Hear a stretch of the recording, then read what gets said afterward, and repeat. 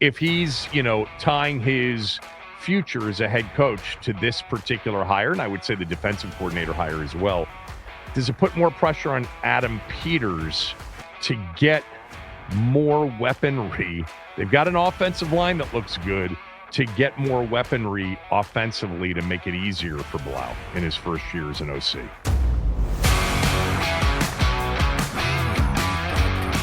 Ben joins us right now. So let's just talk about how we got here. There were 4 guys interviewed, 3 internal, 2 external. Is it your sense that none of those people had a chance, that it was Blau all along, or was there a McDaniel wild card that they still entertained up until late last week? By the way, before I get to that, it's just hilarious. You mentioned McLaurin. We spent all summer talking about whether 30 is old for a receiver, and now we're talking about whether 30 is too young for an offensive coordinator. Yeah. Blau, I just looked up, like 2 months older than Terry. I remember that game because it was a disastrous game for Ohio State. They could not get Purdue off the field. I mean, Purdue ended up with, I think, 500 and something yards of offense overall, and that was that Ohio State defense. Chase Young was on that defense. That was a team that offensively, KJ Hill, Terry McLaurin, Paris Campbell, J.K. Dobbins was on that team. But Blau had a great senior year. They went to a bowl game and lost, but they were good offensively. He had Rondell Moore on that team, who was really quite a playmaker out of the backfield. But anyway, go ahead. Yeah, to your point of did any of those other people have a real shot? I mean, I don't think so, would be my guess. I don't know this for fact. The 2 candidates from outside of here, one guy from Dallas that Quinn obviously would know, and then Drew Torello was here. Like, I don't know that we're not seeing those guys mentioned on anybody else's supposed offensive coordinator list, so that seems probably unlikely. Brian Johnson, I think if we had gone back to the beginning of the season and just said, hey, Kliff is going to leave to take another job or something, who's next in line if they're going to hire internally? And I think the logical answer would have been Brian Johnson, because he's been a coordinator. He was brought in to be a passing game coordinator and assistant head coach with Quinn. He's experienced. David Blough, not experienced. So that would have been the one thought. So maybe that was the other possibility. But, if you're going to go with Blough, you probably had to figure that you probably had a sense about this, for some time. And obviously they're going for the upside, and maybe that's the way to go. We've seen other, young coaches come through over time, and, we've had these discussions, and, you're taking a big flyer. He's never, he's never done the thing that he's going to have to do. He's never even been the position coach before as the lead guy. I mean, I guess he technically sort of was the last few weeks here, but not really. So, that's a huge leap. But, if you're going to get ahead and say, hey, this guy's got so much upside, we think this is worth the risk, then, then that's kind of how they're here. And I think if you're going to even contemplate that to the degree that they clearly were, you kind of have to be bought in that one pretty quick, unless he just absolutely blows an interview, which would seem unlikely since they already know them. Yeah, I'm just wondering, like you said, Brian Johnson would have been the obvious one. And I'm not disagreeing with you that we would have certainly mentioned his name as we did last year. Like, if Kliff and the offense does really well, Brian Johnson is on the staff. He's a former offensive coordinator. But right from the jump, we were hearing about Blau. We were hearing great things about Tavita Pritchard. He's now the head coach at Stanford. But right from the jump, I mean, someone very close to me in my life who knows Blau well said right from the jump when they hired him, he's one of the smartest dudes. Everybody in the sport thinks he's the next big thing. So this was clearly the way they viewed him. Over the last 2 years, unless something changed in their mind, they continued to view him that way. What I'm getting at is, when do you think that Dan Quinn, and maybe with Adam Peters consulting in their very collaborative relationship, said, yeah, Kliff's fine, but Blau, we can't let leave the building. And I prefer the way Blau would call the offense anyway, because it's a mixture of, Kliff and Ben Johnson and Kevin O'Connell, the whole thing, all of his, touch points along the way. When do you think, do you have a sense of Quinn saying, or maybe it's been in the back of his mind the entire time and he wasn't ready to start there in 2024. That's why he went out to get Kliff. But is it possible that Blau was always going to be the answer? Well, when trying to pinpoint for me, like when did the siren start going off that maybe this Kliff thing was going to go the way that it went?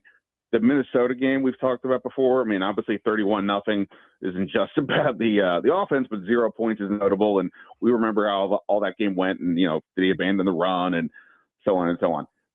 That was also, I believe, the week that Tavita Pritchard left, I think, to go to Stanford, meaning that Blau would be the unofficial QB coach. So to whatever degree he was able to show something in that space does sort of jive with again, my sense of when, Quinn may have been like, I don't know if this is where we want to go here long term. So maybe there, it's hard to say. I mean, look, they made a point of saying we want to have a lot of options here with the quarterback room, both to help the quarterback, but also in case something like this happens. And I think the general assumption was probably if Tavita Pritchard leaves and Kliff stays, that they just, bump up Blau to QB coach, and then he gets a little more look. And, then it's a little bit easier the next year to possibly, if Kliff leaves, to say, hey, you're the guy. So maybe they're just, skipping the year, right? Like they can't obviously, if they go, let's just say they go out and hire Mike McDaniel, then Blau's going to leave, right? I mean, that's just probably how that's going to go. So now you're missing out on Blau, a guy who hypothetically in the model I just laid out would have been your guy next year anyway. So they just jumping ahead a year and saying, all right, let's do this. Do you think he talked to McDaniel just to find out, and ultimately he was like, there's pretty good chance he's going to end up being a head coach anyway? Like, do you think that there was any sort of reach out to say, what's your situation? I mean, I'm sure at least in a casual, some kind of way. I think when we talked about this the other day and, right before the Blau hire came down and we started to talk about it. And I think I said that, like, I think one of my concerns with McDaniel coming here, or the idea that he would, is just simply that a lot of other opportunities as an OC would be better jobs, frankly, right now, especially for some guy like him. Obviously, Jaden Daniels is a fun piece, but as we know, the rest of this, the offensive line's good, but the rest of it needs to be dealt with, and the defense as well.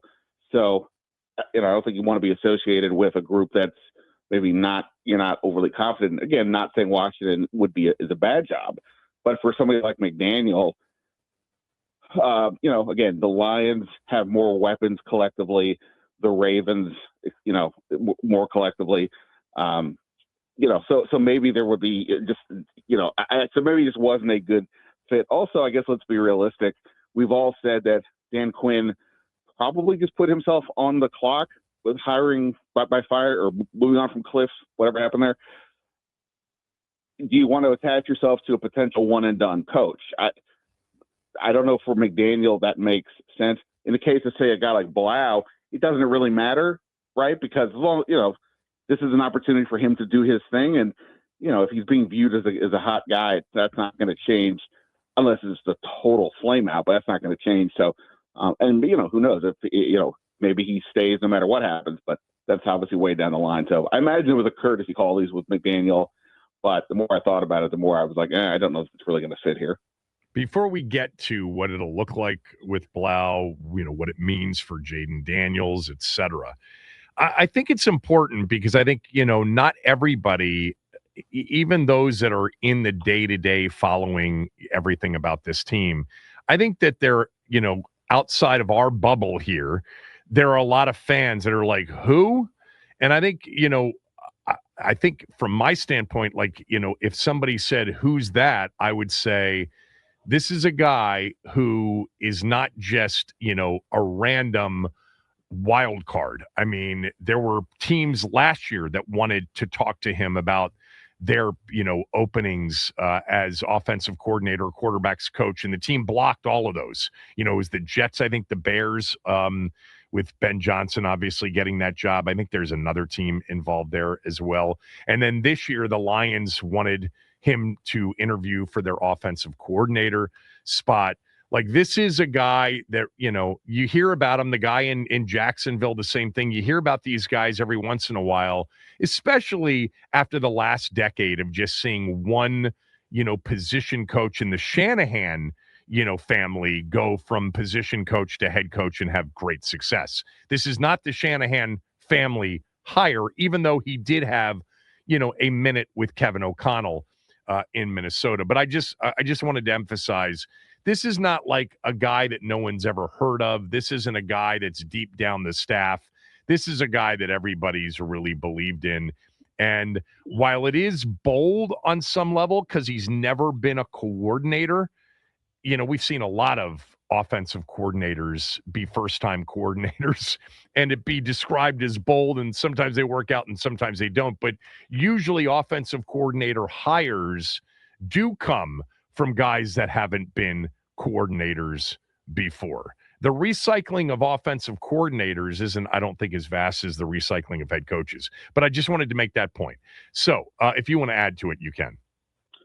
Well, I think the thing that makes this interesting, beyond the fact that he's never even been a position coach, he's only been coaching for 2 years, et cetera, is that the head coach is not an offensive guy. So you have to imagine that even if Blau is going to be calling plays, I assume that's what's going to happen because there's nobody else right now you could even say, they got to have to bring in. Assume? Of course he's going to call plays. I mean, they haven't said anything. I'm just going with, I don't know what's going on, but I'm. Hey man, you got to play. Until they tell me. Well, they haven't told us officially that Kingsbury's been let go, have they? Well, yes, but I mean they've confirmed it. They haven't put out a statement. Yeah. Again, yes, he's calling this. I'm just saying, like, the whole thing is bizarre because of the fact that you would have this person who's never, like, it's one thing when we kept saying, hey, Eric Bieniemy has never called plays in Kansas City. What are we doing here? Okay, well, at least Eric Bieniemy had called plays at Colorado, and he had, somewhat called plays with the Chiefs in the sense of, like, suggesting this, that, or the other. Blau hasn't done any of these things. I mean, even some more of the basic, blocking and tackling aspects of the job, he hasn't done it. So that's where it's all a bit odd. That's why I think the real interesting hire to come, sure, the O-line coach for sure, but like, who is going to be the veteran mentor in that offense that's going to be there to help Blau do the things that an offensive coordinator needs to do? I mean, Anthony Lynn, Brian Johnson. I don't know. If I had to guess, I'm going to guess. This is a guess, so I don't know if Brian Johnson will be here, only because he's got to be pretty disappointed that that he got passed over here. Again, maybe they're all cool with it, but I don't know. That would just seem tough. And Anthony Lynn, if you're going, I don't know if that's the way they want to go either. I mean, they didn't interview him for the head coaching job, which obviously Dan Quinn knows him well, but they didn't do that. So, but you look at a guy like Darrell Bevel, for example, and I'm just throwing out a name, but he was with Quinn in Seattle. He's been a quarterback coach for several years with the Dolphins. Like, a guy like that, to me, and maybe if it's not him, it's somebody with like that type of profile, is what I'm wondering if they're going to bring in. It could be Brian Johnson, but I would think somebody of note's got to come into that spot, and then I think that gives us a little clearer picture of like how this is going to go. But right now, interesting. So that's interesting. That's not something I've considered or heard. I want to make sure I'm hearing you clearly. That there could be another hire that actually may be a much more recognizable name than David Blough, and they bring him in to be what? Offensive line coach, quarterbacks coach, senior offense assistant. Yeah, I mean, like a guy like Darrell Bevel, for real. Well, I mean, I think, like, again, just looking at it logically, he's on Miami. Miami just fired their coach, so in theory, he's available. He's got a lot of ties with Quinn. He's been a QB coach in the league. He's been, he's been an OC. He's had all those experiences, and so I'm just saying, somebody like that. Now, maybe they decide, hey, we want a quarterback coach independent of everything else because that person needs to work with Jaden, and that's top of for everything. That makes sense. But then you have, the O-line coach. I imagine that may be something that they look at it separately. That the Lunda Wells tight end coach from Dallas. Part of me, I mean, this is not me playing this, gaming this out, but if Brian Johnson were to leave, maybe he comes over either as the offensive line coach or the tight end coach with the added label of assistant head coach or one of the passing game, run game coordinators, like one of those things to get him away from Dallas if Brian Johnson were to leave. So things like that. And then you could have a Bevel come in as like a senior offense assistant or whatever. He can make all these titles, can whatever. But I'd be surprised, I think, if they didn't bring in somebody with some sort of experience, gravitas, mentorship. What about like somebody from the Lions staff? That offensive line coach, Hank Fraley's been amazing for a long time now. Somebody like him. Somebody like, his contacts are the Detroit staff before this staff. Right. Well, I mean, look, the part of the issue here, again, with Blau is he doesn't know the people, right? I mean, he knows the people he's been with, but he doesn't know the league because he hasn't been around long enough. So this could very well be, not saying a Dan Quinn hire, but I don't, unless there's somebody specific in Blau's orbit that he's like, yeah, this guy is like, will be great, and Quinn agrees. I can see Quinn be like, okay, let's look at these few people. Which one makes the most sense? Because obviously he knows everybody in the league, and so does Peters. And like with like Hank Fraley, I think a guy like that's only leaving if he's getting an OC job. I don't see him leaving. I mean, money's money, I guess, but I don't see him leaving to be, the number two here to this guy. So, if they're friends or what have you, he's got a pretty good job right now. So, like I said, I'm looking to see what sort of mentory type hire they make. Again, somebody has to come in there who has more experience with that job, and the head coach doesn't. What will the offense look like under Blau? Yeah, I think this is going to give everybody a lot to contemplate for the next several months. I think one thing we can say for sure is that he's going to incorporate the run game that Ben Johnson was using in Detroit. That was, clearly a big weapon for the Lions. And it feels like, if there really was a fault line between Kingsbury and the rest of the group is, the lack of consistency in terms of just running the ball and making that sort of the lead, and then, pivoting off of that to do everything else. So that would be that. And I think obviously, the what works best for Jaden Daniels. It would be insane to not say, hey, Jaden, what parts of this playbook do you want to keep? The RPO action, just anything getting him out of pocket, whatever it might be. Those are the things you would imagine that they would keep. So some combination of that would be, but again, we don't. That's what's so bizarre about this. I mean, we can't even. There's almost nothing to look at with Blau in terms of what he may or may not do. So it is very much a blank slate, which is both fascinating and also, nerving for those of us who are trying to figure out what the heck's going to happen. One of the things we talked about early last week, in fact, I think it was a week ago today, is that there's, a decent chance they're going to hire somebody that Jaden's familiar with and comfortable with now that they've gotten rid of Kingsbury.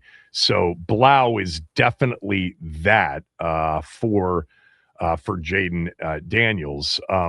But I also wonder, given, look, it's hard to evaluate this year. Jaden barely even played. Terry barely even played. So many people barely played. But I wonder if the hiring of David Blough puts a little bit more pressure. We know that there's probably immediate pressure. This is a bold move. Quinn might be tying his own future. It's hard to kind of zoom out to 12 months and to know what it really looks like without, what the 17 games looked like in between. But if he's, tying his future as a head coach to this particular hire, and I would say the defensive coordinator hire as well, does it put more pressure on Adam Peters to get more weaponry? They've got an offensive line that looks good, to get more weaponry offensively to make it easier for Blau in his first year as an OC. I think they need to do that anyway, right? Like, I don't think it's a surprise that they need some other receiver, maybe two, to join Terry McLaurin, depending on what happens with Deebo Samuel. Speed. They just need more speed everywhere on offense, but everywhere on the roster, but on offense for sure. I mean, what are they doing at tight end? Is Ben Sinnott, John Bates, is that combination good enough. Seems unlikely right now, but we'll see. So I think those things he needs to do already. Now the defense is where, I think we would all probably agree needs a lot more help. So I don't know that he would face any more pressure from this. I think the question is, I wrote a story last year during all the fun times about Peters and spoke to people around the league about how he's really good at listening to a coach, understanding what it is they want, and then going out and getting the pieces for them. Okay, let's just take that at face value. Does Blau know what he needs? Like, how does Blau know? I'm sure he has a feel. He obviously played the position and all that, but like, how do they know? So I can imagine Peters, again, having more of a say here. We already have say over personnel, but even maybe more so. I don't know that David Blough is going to send him a note saying draft this guy. So I don't know if there's more pressure, but I can see Peters have even more. Like Kingsbury did with Connerly Jr. I'm just making sure people understood the reference. Oh, yeah, sorry. Yes, I forget sometimes about things like that. But yes, so I can see. I don't know if Peters going to have more say, but at the same time, if he doesn't have an OC who can, like, they know definitively what makes sense for what he wants to do, then he has even more sway in that regard if he doesn't have to sort of listen to exactly what the OC wants, because the OC just may not know exactly what he wants. Last one on Blau. How would you describe this as bold? How would you describe it to somebody who doesn't know anything about it, like from a Quinn perspective?